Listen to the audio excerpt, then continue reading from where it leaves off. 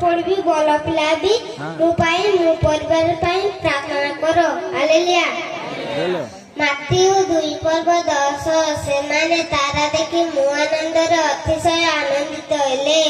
जौन 14:14 यीशु तांको कहले मु पथ सत्य और जीवन मुझे न गले कई पिता निकट को जाए ना। जौन 3:16 कारण ईश्वर जगत को एड़े प्रेम कले जे से आपण आदित्य पुत्र को दान कले जेपरि जे कई विश्वास कर से विनष्ट न होई अनंत जीवन प्राप्त हुए।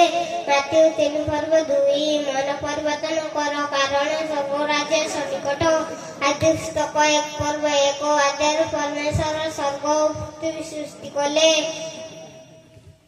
जौन 11:35 जीशु कांदिले।